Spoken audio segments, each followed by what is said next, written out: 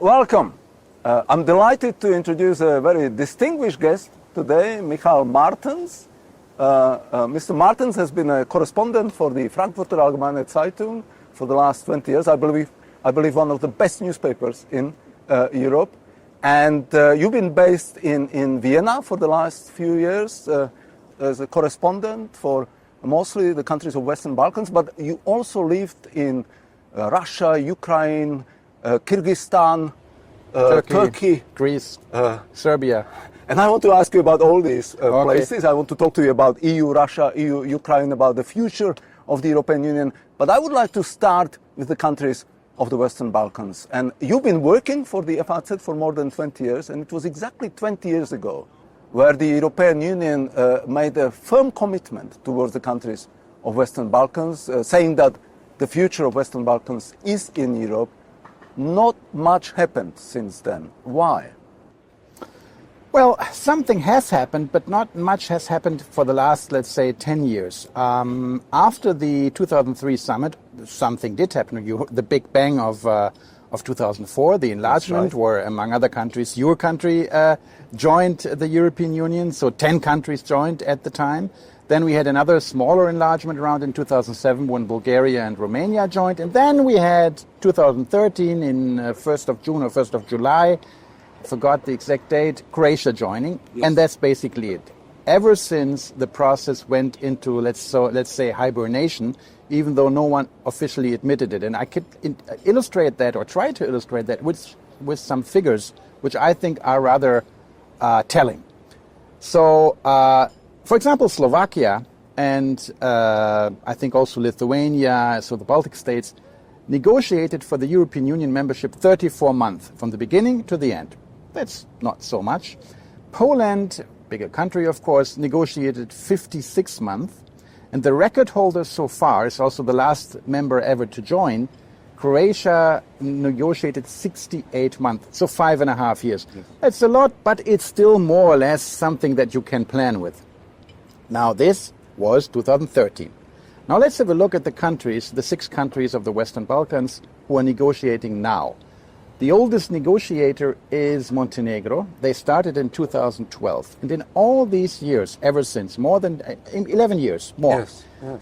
They only provisionally closed 3 chapters of the enlargement process. That is the so-called acquis communautaire, right? Every country that wants to become a full member has to accept, apply, absorb a vast body of EU legislation. There are by now like 35, 34 chapters for each country, and Montenegro, as an example, but it gets worse with the other countries. Montenegro is the leader, so to speak.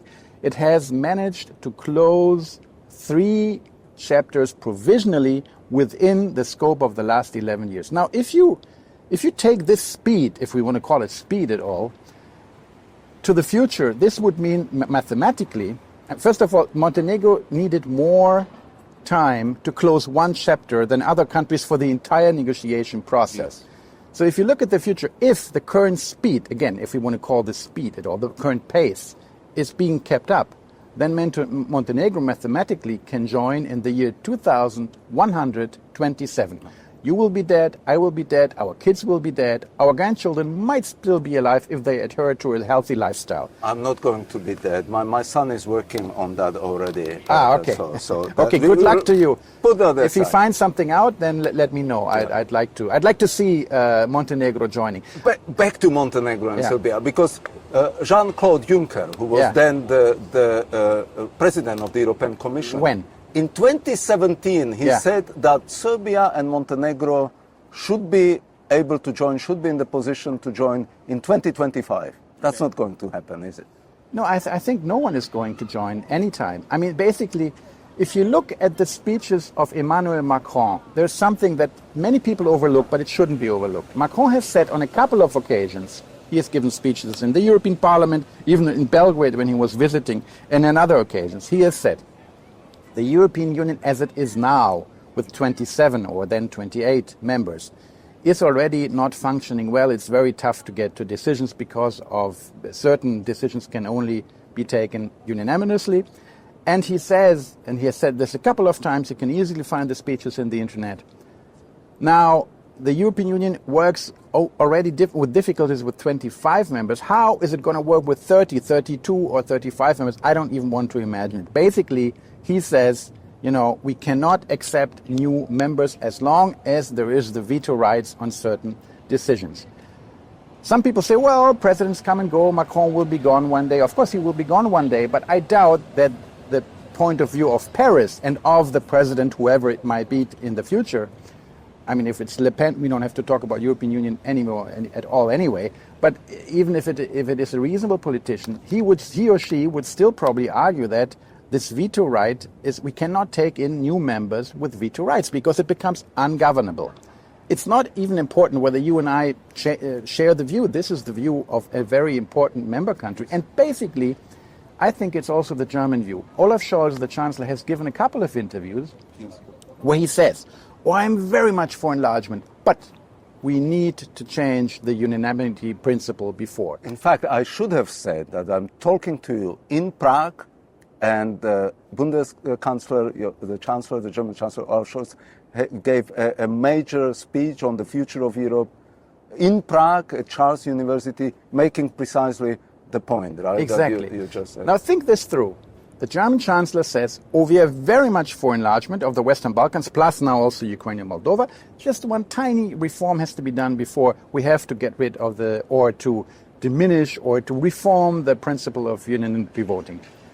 Now, if you think this through, Scholz, I think, knows very well this is not going to happen. Not going to happen. Poland is not going to agree with that. Many countries are not. And I even think it wouldn't be a good idea, because I think the veto right in certain decisions, let's not forget, many decisions in the European Union can be taken with majority. Yes, so we are talking about common foreign security policy. Exactly, that is the point of contention.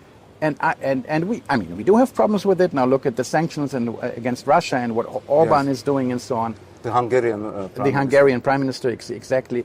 But I do think this veto right is something like a safety belt or a safety valve for the functioning of the European Union, especially for the smaller countries. Yes. It's easy to say when you're France or Germany, we need just majority opinions, decisions. It's not so easy. And if you think it through, think of a European Union without this veto right, without this possibility to safeguard national interests as you define them in country X, Y, Z. I think that could actually be a ticking time bomb on the fundaments of the European Union if this is taken away. But that is a separate discussion. We don't even have to argue what we both, even though I think we are close on that, what we think about it. The problem is, or the thing is, that it's not going to happen. You need unanimity to take away the unanimity principle of voting, and we will not have this. Now, if you come back to Scholz, who says, let's reform this, and then we are for enlargement, basically, in my opinion, he also says, I'm against enlargement. Yes. Because being an intelligent, smart political mind, he knows it's not going to happen. So if you say, I'm for it, if something impossible happens, basically you're saying, I'm not for it. Yes.